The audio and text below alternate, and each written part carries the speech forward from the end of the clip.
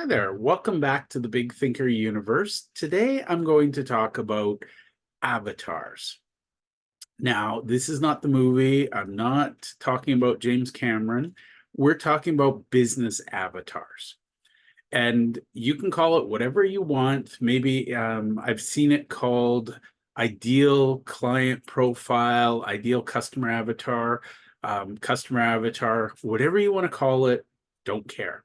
Not here to debate terminology. I'm here to talk about why it's important and how to do it well. So first things first, you've probably heard me rant. I know I did a video where I sort of introduced the concept. Today I'm going to go deep. So when I look at an avatar, and we'll talk about why it's important, but if I look at your business and I don't understand your avatar, guess what? I'm going to struggle to send referrals to you.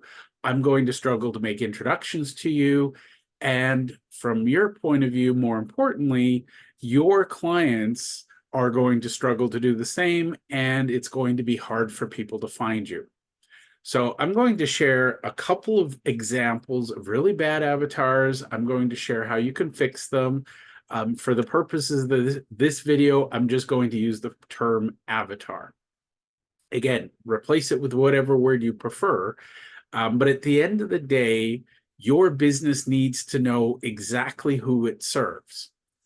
And one of the things I see is small businesses, they're spread so thin because they're trying to do everything for everybody, and it comes across feeling and sounding desperate.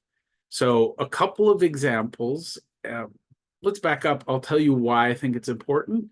If you know exactly who you serve to the point where you can describe them perfectly, then it makes it easier for them to find you. And more importantly, once they find you, they'll bring their like-minded, like-hearted friends to you. And therefore, it becomes this cycle of growth where you're not always chasing. And so I'll talk about why you don't want a bad avatar. But first, let's go with a couple of examples. So first and foremost, I know somebody who does skincare products, and they said to me with 100% certainty, we serve everyone with skin. And they immediately launched into hand care products and face creams. And I looked at them and said, no offense, but do I seriously look like somebody who cares about hand cream and face cream? The answer, in case you're wondering, no. So I am not a client, and you annoy me by assuming I am, and you jump into selling to me. So the problem is when you're too vague, there's a buzzword. When you try to serve everyone, you end up serving no one. Another one I heard was they sell products, supplements and things like that, that help with gut health. And again, they said, we serve everybody who has a gut. Jokingly, I said, if I had a dog, it has a gut. Is it a client of yours? And they're like, that's ridiculous. And I said, so is saying everybody is your client. What I want you to understand is that you might love your product or service. You might love solving a problem, but not everybody cares about the thing you care about, and not everybody knows whether or not you can help them. So when you're too vague, you actually push people away. Another one, I once heard somebody, they dealt with a variety of hormone related products. And in one breath, they basically said, we help men, middle-aged men with erectile dysfunction, women going through menopause, and teenagers with acne. And guess what? That confuses all three audiences. Nobody wants to hear about all three things at once. So it makes it hard. So if you have your avatar wrong or you haven't focused on it, the symptom is your sales process is long and complicated, you don't get referrals, and you find it really hard to tell people what you do. And just think about it, if you're at your family gathering on the weekend or you go out with friends, and if you need more than 30 seconds to tell them what you do, you got it wrong. So I'll give a couple of examples, but the power of a good avatar is that it hangs on people's heads, they get it, and they want to help you. So first, I'm going to share, this is Big Thinker Universe. I'm going to share a tiny little nerdy thing, neuroscience. And basically, I won't get into the actual science behind it, but the human brain, the average human, can handle a list of 5 things plus or minus 2. So on a good day, when you're average, you're not stressed, but you're an average day, you can remember 5 things. So for example, if somebody gives you a shopping list, you can remember 5 things. On a great day, when you're absolutely zero stress, your life is good, everything's calm, you can remember 7. But if you're having a typical bad day, and maybe not bad, but a typical day where you're stressed, you've got multiple things on your brain, at best, you can handle 3 things in memory. So whenever you go to networking events or when you're marketing, if you have blank and blank and blank and blank and blank, if you list too many things, whether it's your audience or your products or services, the person standing next to you shuts down because you're trying to fill all the pegs in their brain and give them as much as possible. However, their brain's just dropping things out the back door. So you're wasting your time and theirs. So one of the rules I have in my world, and again, I'm not telling you what to do in your world, you're welcome to do whatever you want to do, but in my world, I am going to create a maximum of 3 avatars for the new business I'm about to launch. I will share that process. I'll share how it works. But the reality is, for my first round, I'm going to create 1 avatar only, and I am going to create everything that that avatar needs to find me. So I'm not looking to be all things to all people. I'm looking to find people who raise their hand and say, hey, that's me. I need that. And I'll give you an example of some of the things I look at, and we'll cover that in some detail today. But the reason I rant about avatars is, if you're struggling in your business, if you don't know what your avatar is and you try to serve everyone, you waste a lot of marketing effort. And what that does, the ripple effect, is you also waste a lot of sales effort.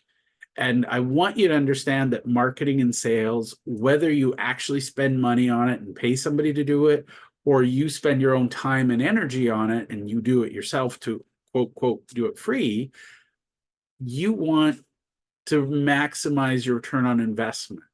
And one of the easiest wins I see in business is, for the next 30 days, pick 1 avatar and focus all of your time, energy, and attention on it, and see what that does for you. So again, I'm not telling you what to do. I will share the results of this. I am going to be building a little program where I'm going to help people implement AI, and I'll tell you the avatar that I have in mind for that. And by the way, feel free to share below who your avatar is. I promise you, the more clarity you get on your avatar, the better your business results. Once upon a time, I knew somebody that was convinced that if they spent enough money on a large advertising platform, I won't name names because I don't want to get sued, but they were spending, they knew that their cost was $10,000 a month, and they knew for $10,000 they would get every month 10,000 leads, and in those 10,000 leads they found $100,000 client. So their math was simple. We do 10,000 in ads, we generate 100,000 in income, therefore we're making a profit of $90,000 a month. And the math sounded simple. The proprietor, the owner, came to me and said, Jeff, I don't understand. We're making 90,000 a month, but I'm going through my savings at this alarming rate. And what we did was we looked at the actual cost, and they were actually spending about $100,000 a month on salespeople salaries. So they weren't spending 10,000 to get 100,000. They were spending 110,000 to get 10,000, and they were actually losing $10,000 a month in actual cash. By the way, that was before overhead. So they did the math wrong. They looked at too few variables.